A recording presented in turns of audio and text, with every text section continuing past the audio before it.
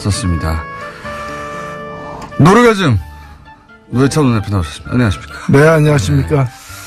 사실은 요 사안은 또 전문가 아니십니까? 법조계 출신으로서. 그러니까요. 본인이 이제 법원을 통해서 의원직도 상실한 바가 있기 때문에, 예. 하실 말씀 아시죠, 이게? 예. 읽어보셨죠, 이거? 예, 뭐, 여기 여러 가지 문제가 있는데, 눈에 띄는 것은 이제 법원 행정처, 이게 법원 행정처에 있는 분들이 주요 보직자들은 다 판사 출신들입니다. 그렇죠. 현역 네. 판사들이죠. 네. 근데 이분들이 그 판사들을 갖다가 뒷조사를 해가지고 우리 편 아닌 편 이렇게 구분을 하고 너 우리 편 얘 아니야. 예. 얜 세모 이렇게. 근데 그런 과정에서 보면은 법원 내부 그 망에 그 여성 판사들만 들어가는 곳이 있습니다. 판사라더라도 남성들은 못 들어가도록 폐쇄 공간인데요. 이런데 그 아이디하고 비밀번호를 알아내가지고 들어가서 거기까지 다 훑어보는 거예요. 이메일도 훑어보고. 예. 못 들어가겠지 하는 곳에 다 들어가가지고 다 누군지 알아내요. 그렇습니다. 네. 다 알아내고 그리고 행정처라는 곳이 이제 기본적으로 법원 행정을 다 총괄하는 곳이다 보니까 사실은 시스템을 장악할 수가 있으니까요. 서버를 열어보면 다 알 수 있는 거 아닙니까? 그렇게 한 것 같습니다. 보니까. 예, 이미 그 자료로도 나와 있습니다만 사법행정위원회라는 주요 이제 법적 기구가 있는데 여기에 이제 들어갈 판사들 후보군들을 갖다가 이제 분류를 해놨어요. 저는 이것도 일종의 리스트라고 보는데. 당연히 리스트죠, 사실. 여기 보면은, 보수 판사, 예. 보수 성향 판사, 그러니까 자기 편이라는 거예요. 예. 그 다음에 좀 온건, 예. 중도라는 거고, 그 다음에 강경. 예. 근데 더 재밌는 건 이게 컬러가 어떻게 된 줄 아세요? 보수는 빨간색이에요. 어떻게 보수가 빨간색입니까? 새누리가 빨간색이지. 그러니까요. 보수 빨간색이고, 그리고 강경이 무슨 색인 줄 아세요? 블랙입니다. 까만색이에요. 블랙리스트죠. 블랙 조심해야 돼요. 무슨 요새 블랙 뭐 많던데. 블랙하우스 있습니다. 예. 그래서 그러니까 이런 식으로 구분을. 내일 블랙하우스 하는 날입니다. 구분이 돼 있고요. 네. 가장 핵심적인 문제는 뭔가면은, 지금 몇 개의 그 개인용 PC가 있었는데, 네. 그 중에 한 개만 내놓지 않았어요. 예. 그게 바로 핵심이죠. 임종원 예. 법원행정차장의 그 PC인데. 본인이 비밀번호를 내놓지 않았죠. 예, 그리고 PC 자체를 내놓지 네, 않았어요. 맞습니다. 예. 이건 열어보지도 못했어요. 예. 나머지는 열어봤는데 비밀번호 걸린 것 때문에 700여 개는 맞습니다. 못 열어봤는데 문제는 이게 가장 열어볼 필요가 있는 거라는 겁니다. 왜냐하면 이 임종원 법원행정처장은 이미 특검 수사에서 박근혜 특검 수사에서 나온 것처럼 지금 그 우병우 민정수석하고 예. 1년에 수백 통 전화를 서로 오가는 사람이에요. 네. 어떻게 법원 행정을 책임지는 사람하고 청와대 민정수석이 수백 통 했다는 얘기는 주로 판결에 관련된 거 아니고서 뭐 법원에 뭐 비가 샜는지 이런 것 때문에 전화를 한 건 아닐 거 아니겠습니까? 비품 구매 때문에 예, 전화한 건 아니겠죠.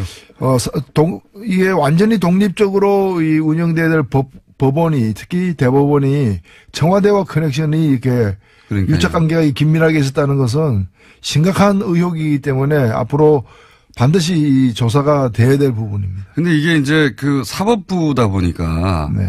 판사들을 대상하다 보니까 검찰 쪽에서도 부담이 큰 것 같아요. 왜냐하면 앞으로 모든 사실은 판사는 심판이고 변호사와 검찰이 부딪히는 거 아닙니까? 그런데 이제 이 검찰이 사법부 전체를 대상으로 수사한다든가 사법부의 핵심 요직에 있었던 사람을 수사하는 게 부담이 크고 사법부도 또 내부 조직 논리상 사법부가 어떻게 검찰한테 수사를 의뢰하냐. 이런 인식이 있는 것 같아요. 그렇습니다. 그건 또 한편 사실이기 때문에 그래서 저는 어떻게 해야 됩니까? 김명수 대법원장에게 마지막 기회, 한 번의 기회가 주어져 있다. 지금 진상조사위원회도 진상을 파악하지 못했고 추가조사위원회는 문서만 파악했어요. 그렇죠. 이번에 파악된 문서 중에 문제가 되는 내용들이 많았잖아요. 이것들이 실행됐는지 안 됐는지는 추가조사위원회에서 조사를 안 했습니다. 그럼 이건 조사 안 하고 넘어갈 거냐.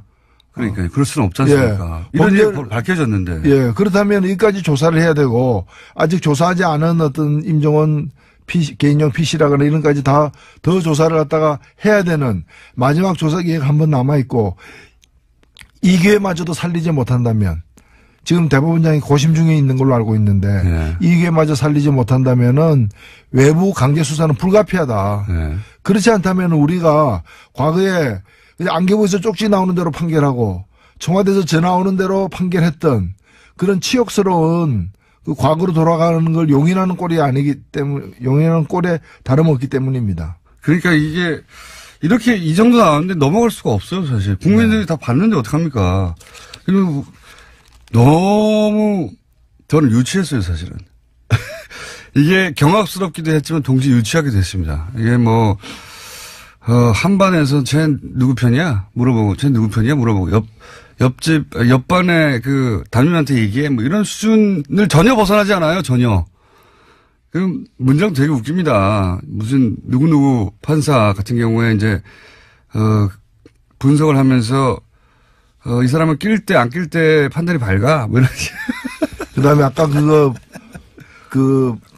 빨간색, 까만색, 초록, 푸른색으로 이렇게 구분한 리스트 있죠. 그게 네. 사법행정위원회 네. 구성할 때 뭐라고 나와 있냐면은 너무 우리 편으로만 하면은 국제임금법 밖에서 이제 꼬투리 잡힐 우려가 있기 때문에 조심해야 된다. 적당히 섞어라, 뭐 이런 거. 나름대로 머리 좀 써보자. 그 좋은 머리를 그런 데 쓰고 있었죠. 문장들도 너무 웃겨요. 예. 속칭 낄 때 안 낄 때. 판사들 스스로 내부 판사들에 대해서 이렇게 굉장히 길게 분석해놔서 이 사람은 이렇고 이 사람은 저렇고 그러면서 뭐 자신한테 불이익이 오지 않는 이슈에 대해서는 강한 어조로 비판하는데 반대의 경우는 침묵한다. 예, 뭐. 이런 평가를 받으면 치욕적이죠. 굉장히 자세히 써 있어요.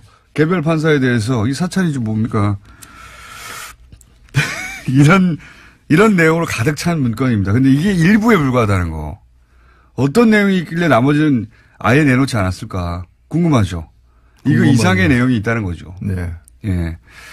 그거 나오면 파괴력이 엄청날 거라고 봅니다. 근데 외부에서 강제로 한다는 건 그러면 외부에서 고소고발이 있어야 된다. 그렇게 되나요? 그렇게 돼야 되나요? 이런 상황으로 계속하면은 아마도 무슨 시민단체나 이런 데서 뭐 고소고발이 있지 않겠습니까? 가만히 있을 수 없죠, 사실. 예. 예. 특히나 원세훈 재판과 네. 관련해서는 이게 지금 2심에서 유죄가 난 거고 다들 이제 상식적인 판결이 나왔다고 생각했는데 5개월 만에 대법원에서 엎어져서 맞습니다. 다들 놀랬지 않습니까? 네. 근데 지금 그 판결 대법원에서 전원 합의로다가 무죄 판결 낸 게 잘 됐다고 얘기하지만 그 뒤에 어떻게 됐습니까? 파기환송됐는데 네. 항소심에서 다시 대법원 말 안 듣고 네. 웬만하면 대법원에서 파기환송하면 대법원 말 듣게 돼 있죠. 네. 근데 두 번째 항소심 재판부에서 이건 말도 아니다 해가지고 다시 유죄로 해가 올렸지 않습니까? 네. 그러니까 최종 유죄로 되지 않았습니까? 그러니까요. 그 얘기는 대법원 13대 0으로 그 무죄라고 판결 내렸던 그 13명이 진짜 엉터리 판결했다는 게 자기들 내부 판결에 의해서도 입증이 된 거 아니에요. 게다가 문건이 안 나왔으면 모르겠는데 문건에 우병우 민정수석의 요청이 있었잖아요. 그러니까. 어떻게 의심 안 합니까 이거를. 요청이 있고 요청한 대로 저번 합의체로 판결을 냈는데 그 판결 자체도 굉장히 논란이 판결이었거든요. 13대 0도. 말도 안 되는 거라고 했었는데 그게 이래서 이랬구나 생각할 수밖에 없죠. 그렇죠. 예. 그래서 그런 원세훈 재판만이 아닐 거라고 사실 보는 것이고요. 맞습니다. 그런 중요한 재판마다 청와대의 의견이 법원에 의해서 수용되는 그런 과정을 우리가 밝혀내야 됩니다. 그리고 또 이제 이 내용 중에 보면 이런 게 있습니다. 청와대가 오해하지 않도록. 그러니까 그 원세훈 2심에서 유죄가 났지 않습니까? 3년 유죄가 나니까 내용 중에 어떤 게 있냐면 이제 청와대가 오해하지 않도록라는 것은 사법부가 청와대의 뜻을 의도적으로 거스른 게 아니다. 이런 거 아닙니까? 뭐 오해입니까? 판결이 났는데 판결이 났으면 판결 받아들여야지. 오해하지 않도록 뭐 오해를 풀어줘야 되는 식의 그런 문구들이 있어요. 저는 그거 보면서 제가 그 안기부 삼성 엑스파일 사건 때 2심에서 무죄를 받았지 않습니까? 그때도 삼성그룹 이근 회장이 오해하지 않도록. 그리고 그 대통령이 청와대가 오해하지 않도록 뭔가 하지 않았을까는 그런 억측까지도 사실은 드는. 뭐 그랬을 법합니다. 실제. 그러니까 이 정권이 싫어하는 판결이 나면 전권이 관심 있는 재판인데 실화를 판결이 나면 사법부가 나서서 그거는 사법부의 뜻이 아니고 개인 판사가 그렇다는 얘기는 다른 사건들은 처음부터 오해하지 않도록 잘 만들어줬다는 거 아닙니까, 결론을. 그렇죠. 그렇게 생각할 수밖에 없죠. 그리고 우리나라 30대니까 뭐 정정하겠습니다. 그러니까요. 각하. 그래서 정정한 거 아닙니까, 이게. 이제 일종의 음모론처럼 그렇게 돌아가는 거 아니야? 이렇게 얘기했던 거에 증거가 일부 나온 거죠, 사실. 그렇죠. 의심하지 않을 수 없는 겁니다. 여기다 불필요한 오해가 있다거나 뭐 이러면서 이제 불필요한 오해 논란이 있지 않도록 하면서 이 대법관들이 나서서 그렇지 않다고 얘기했는데 이걸로는 해결이 안 될 것 같아요. 그 대법관 중에서 적지 않은 수가 당시에 없었던 분들이에요. 이게 절반은 없었던 분이죠. 2015년 7월에 네. 2015년 7월에 대법원에서 13대 0으로 네. 무죄를 내렸기 때문에 지금 계신 분들 중에 적지 않은 수가 거의 절반에 가까운 분이 그 당시에는 없었던 분들인데 왜 어제 나타나가지고 전원이 그렇게 절반만 나와야죠 그러면. 네. 전원이 이렇게 얘기했다는 것도 좀 많이 안 된다고 생각이 들고. 요 사건은 이제 쉽게 가라앉지 않을 것 같습니다. 제가 보기에는 머지않아 이 조사 보고서 별지가 인터넷상에서 공개되어 버리지 않을까. 그래서 만인이 보지 않을까 싶어요. 보시면 충격과 함께 웃음이 나오실 겁니다. 네. 근데 이게 일부에 불과하다. 안 나온 게 700건이 넘는다. 예. 아예 내놓지 않아서 몇 건 있는지도 모르는 PC 남아있다, 여전히. 예. 그렇습니다. 현재 상황이. 자, 사법부 블랙리스트 사건은 그러하고요. 양승태 대법관은 어떻게 될까요? 전 대법관은? 예, 계속 본인이야 곤혹스러울 겁니다. 계속 이제 뒤로 빼겠죠. 저는 양승태 대법관 한 명의 문제는 아니지만은 총체적 책임에 직접 연루되어 있기 때문에 책임을 져야 된다고 봅니다. 이 문건을 작성하고 보고한 대상이 있을 거 아닙니까? 본인이죠. 예, 본인이죠. 양승태 대법관이 정점에 있었으니까 보고를 받았겠죠. 보고도 하지 않은 걸 자기들끼리 열심히 써가지고 혼자. 그러니까요. 예. 한편으로는 보고하고 한편으로는 등산 가는 것도 국정원으로부터 사찰당하고 이제. 예. 압박도 하고. 예. 자, 이 사건 굉장히 중요한 사건이라 저희가 앞으로 계속 다루겠습니다. 못지않게 큰 일들이 많이 있었어요. 예를 들어서 나경원 의원이 IOC 항의 서한을 보냈다든가 여기에 대해서 이제 화가 난 국민들도 있고 그리고 북한 평창올림픽이 평양올림픽이다라고 보수 신문과 야당에서는 계속 공격하고 있고 이거 어떻게 전체적으로 보십니까? 이 올림픽을 공격하는 보수. 특히 나경원 의원은 패럴림픽 우리나라 그 국제 패럴림픽의 집행위원이에요. 네. 그다음에 우리나라 이게 평창 동계올림픽에 또 조직위원이기도 하고요. 맞습니다. 물론 그 조직위원은 거의 29명, 30명 되는 이제 거대한 규모입니다만은 이런 분이 그것도 IOC에다가 그 편지를 썼다는 것 자체가 저는 상식적으로 납득이 안 가요. 아니 국무위원이 이 정부의 시책 중에 문제 있습니다 하고 유엔에다가 항의사안 보내는 거하고 똑같은 거 아니에요. 아니 그럼 본인이 그럼 조직위원이니까 그게 잘못됐다고 정말 믿는다면은 그 조직위원회 내에서 문제 제기를 해야 되는 것이고 안 되면은 자기가 조직위원을 사퇴해야죠. 그때 성명 한 장 발표하는 정도여야지 이걸 IOC는 그리고 상식적으로 보면은 이번에 단일팀 같은 경우에는 사실 이 단일팀은 이 단일팀으로 2018년 평창 동계올림픽 지원에 관련된 특별법이 있어요. 네. 이 법에 보면은 제83조 84조에 보면은 이 단일팀을 만들도록 되어 있습니다. 그거가. 근데 이 법을 누가 처음에 제안했느냐. 그러니까. 권성동 의원. 예. 그 다음에 또 다른 당시에 그 새누리당 의원들이 두 개의 법안을 냈는데 둘 다 이게 들어가 있어요. 그러니까 자기들이 만든 법이에요. 맞습니다. 예. 2011년에. 이명박 전 대통령 때 자기들이 내서 자기들이 만든 법에 의해서 지금 시행되고 있는 거예요. 갑자기 나온 게 아니라. 예. 그런데 그걸 가지고 마치 그것 때문에 평양 그리고 이 정도 되면요. 나경원 의원 정도의 지위라면은 자기가 여자 하키 선수들 만나야 돼요. 만나가지고 정말 그 수년 동안 땀 흘려 그 노력했을 텐데 출전 기회나 시간이 조금 줄어들게 되어서 너무 얼마나 가슴 아프냐. 정말 미안하다. 그러나 더 크게 보자. 이 올림픽이 어떤 올림픽이냐. 지금 전쟁 중에 벌어지는 휴전과 같은 올림픽이다. 이걸 통해 가지고 우리 그 선수들 엄마 아버지 그 국민들을 좀 더 평화에 1mm라도 접근하는 계기가 되면 그게 더 큰 의미 있잖아요. 자기가 좀 달래고 맞습니다. 대책에 대해서 강구하겠다 뭐 이런 식으로 해야 될 사람이 제가 볼 때는 다른 정신은 어떤지 몰라도 올림픽 정신이 없어요. 네. 이분이 그 집행 IOC 위원인데도 올림픽 정신이 없는 결여된 현저하게 결연된. 네. 나경원 의원은 내일 저희 방송에 또 나오시기 때문에 직접 또 얘기하죠. 올림픽 정신은 없습니다. 올림픽 정신이 추구하는 게 평화예요. 그리고 평양 올림픽이 뭡니까? 아니 뭐 평양에 무슨 컴플렉스가 있어요? 그런 식이면은 올림픽이 평양 올림픽으로 변질됐다. 그러면 음식이 완전히 그럼 평양 냉면도 문제 삼아야지. 왜 냉면은 다 평양 아니면 함흥이냐. 서울냉면, 수원냉면 왜 없느냐. 대한요식협회에다가 이거 완전히 정치적으로 중립이 깨진 거 아니냐 이렇게 항의를 해야지. 식당마다 가면서. 저도 체제선전이라는 말도 웃깁니다, 사실. 우리 강릉이랑 서울에서 공연 몇 번 하는 거하고 북한 전역에 지금 남한 올림픽이 중계되는 거하고 체제선전으로 따지면 비교할 수도 없죠. 네? 그리고 이 88 서울 올림픽 때는요. 네.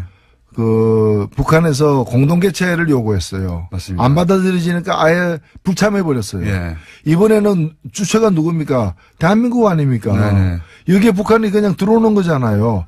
다만 입장할 때 네. 공동 선수단이라고 해가지고 같은 옷 입고 같은 깃발 들고 한번 입장하고 퇴장하는 것밖에 더 있습니까? 거기 규모도 작아요, 사실 선수단의 규모는. 우리 옆에 조금 들어오는 정도입니다, 사실. 압도적 체제 선전은 대한민국이 하고 있는 거예요. 맞습니다. 북한에서 볼 때 남한 선수단 규모가 이렇고 북한은 조금 서 있고 경기 수도 얼마 없고 근데 한 번도 자신들은 개최하지 못한 올림픽을 두 번이나 하는 거 아닙니까? 동계하게 다. 그럼 남조선 체제 선정의장에 네. 북한이 왜 참여하느냐라고 북한 내에서는 문제가 나올 수도 있지만 그렇게 나와야 정상인 상황인 그렇죠. 거예요. 북한에서 이건 남한 체제 선전하는 거 아니냐라고 항의가 나올 내용입니다. 어떻게 올림픽 전체하고 공연 몇 개하고 비교가 됩니까? 체제 선전을 하자면. 이게 말이 안 되는 건데 이걸 또 엄청나게 또 보도를 해줍니다. 네, 체제 선전 평양 올림픽. 네, 이분들이 두려워하는 거는 제가 볼 때는 평화예요. 두려워하는 거는 평화예요. 네. 남북 간에 늘 군사적으로 이렇게 긴장돼 있고 전쟁이 언제 일어날지도 몰라야 자기들이 그나마 살 틈이 생기는데 그런 게 이제 평화로와 대화로 하면은 그렇잖아요. 핵무기 달라고 구걸하러도 다니고 막 이랬는데 한핵 줍쇼. 평화 시절에 오면은 골치 아프잖아요, 이게. 그러니까 자신들이 서식하고 이렇게 번성할 기회가 점점 적어지는 거죠. 네, 서식지가 줄어들고. 네. 그러다 보니까 이제 이런 논란을 막 키우고 있는데 게다가, 이 법안들도 자기가 만들었고 자기들이 집권하고 있을 때는 자기들이 인공기 옆에서 한반도기 흔들면서 엄청나게 응원도 했었어요. 예. 지금 반대하는 분들 사진이 많이 찍혀 있습니다. 북한 응원단 옆에서. 그때 그런 얘기 전혀 안 했거든요. 예, 북한은 핑계인 것이고 자기들이 궁색하게 되는 자신들의 그 처지, 그 불우한 처지가 이제 원망스러운 거죠. 불우한 처지. 자, 그렇습니다. 예. 평양 올림픽이라는 비난은 진짜 말이 안 된다고 봅니다. 예. 북한에서 이거 서울 올림픽에 왜 들러리 쓰고 있느냐 이렇게 나온다면 얘기가 되는데 예. 말이 안 된다고 보고 예. 국민당은 이제 완전한 파탄에 이른 것 같습니다. 그죠? 예. 그 집은 그걸 완전한 파탄에 이른 서로 성명전 하는 걸 보면 예. 남북보다 더합니다. 그 정도에 이르러서 대화는 끝인 것 같고 서로 징계하라고 하고 있고요. 예. 그냥 안타깝죠. 국민들이 이제 그런 걸 보면서 이제 뭔가 좀 이렇게 하다가 뜻이 달라질 수도 있는데 합의하에 갈라서거나 이제 그러질 왜 못하느냐. 비례대표 출당 문제는 어떻게 생각하십니까? 저는 해줘야 된다고 봐요. 저는 유승민 대표의 얘기가 옳다고 봅니다. 저는 그런 점에서는 유승민 대표가 이제 중간중간에 보면은 굉장히 이성적인 판단을 내릴 때가 늘 그렇다기보다는 중간중간에 이제. 난방 문제에서는 좀 의견이. 예, 좀 다릅니다만. 이 문제에 있어서는 그 말이 맞아요. 그러니까 정치라는 것이 물론 늘 이제 막 이해관계 때문에 다투기도 하지만은 그래도 선을 그을 때는 좀 이성적으로 그어야 되는데 이걸 사실은 못 먹는 감 찔려나 보자는 그런 식이거든요. 그런 식으로 보내주면 니네가 더 커지잖아 이런 거잖아요. 정치란 건 뜻이 같은 사람들끼리 모여서 하는 것인데 뜻이 다르지만은 너 못 보내줘 왜? 니 잘 되는 거 보기 싫으니까. 그러니까 너는 좀 망해야 돼. 뭐. 그러니까 그거죠 그거. 예, 네. 그런 심보로다가 국민들에게 지지를 호소한다는 것도 참 우스운 거죠. 예, 이 통합 과정에서 제가 보기엔 유승민 대표가 최대 승자고, 예, 득실을 따지자면 안철수 대표가 많이 잃었어요, 사실은. 민심도 많이 잃었고, 과정 중에, 일처리 과정 중에서도. 안철수 대표가 주도하고 그렇게 원한 건데, 정작 본인은 그 혜택을, 입기는 커녕 피해를 가장 많이 당한, 스스로 입은 거죠, 뭐 자초한 거긴 합니다만. 그렇게 결론, 현재까지는 나오고 있는 상황인 것 같고. 시간이 다 됐네요. 혹시 요 정계 개편 가운데 정의당이 네. 혹시 어느 쪽과 이렇게 손을 잡는다든가 이럴 계제는 없을까요? 예, 뭐 정의당이 어렵긴 하지만 네. 경직돼 있지는 않습니다. 유연하게 개방적으로 관계를 맺을 거고요. 뜻이 같은 부분들하고는 연대도 하고 정책 추진도 함께 할 수 있고요. 그러나 지금 얘기되고 있는 공동교섭단체 같은 것은 그걸 통해서 국고지원금 좀 더 많이 받고 국회 내에서 무슨 이렇게 기회나 이런 권력을 배분할 때 좀 더 좋은 조건이 되는 것 말고는, 우리 국민들 앞에 같이 해야 될 이유를 설명하기가 쉽지가 않다는 점에서 저는 사랑을 하지 않으면서 결혼하는 거 있죠. 비자를 얻거나 뭐 국적을 얻거나 그런 걸 우리가 뭐라고 그럽니까? 위장 결혼이잖아요. 네. 국민 앞에 위장하는 일은 없을 것입니다. 그래요. 네. 그런 얘기도 일각에서 있길래 저쪽에서 뭐 말아봐 15석이나 그 정도 된다고 하면 정의당과 같이 이렇게 그리고 지금은 또 그런 셈법을 할 때도 아니지 않습니까? 지금은 각자 자기 세력을 잘 이렇게 보존해서 국민들 앞에 당당하게 임해야 될 때라고 봅니다. 알겠습니다. 예. 이런 얘기가 정의당 내부에서도 있긴 있습니까, 혹시? 외부에서 이제 관찰자들이 그런 얘기를 하는데. 예, 정의당 내에서는 뭐, 어제도 저희가 회의를 했습니다만은, 네. 이런 문제 제기가 바깥에서도 나오는데 한번 토의해보자. 네. 이런 얘기하는 분들이 없어요. 전부 다 뭐 파리바게트가 어떻고, 최저임금이 어떻고, 민생 문제 이런 데만 관심이 있어서. 네. 예. 네, 좀 저희들이 바쁩니다, 사실. 예. 여기까지 하겠습니다. 정의당의 노회찬 원내대표였습니다. 감사합니다. 예.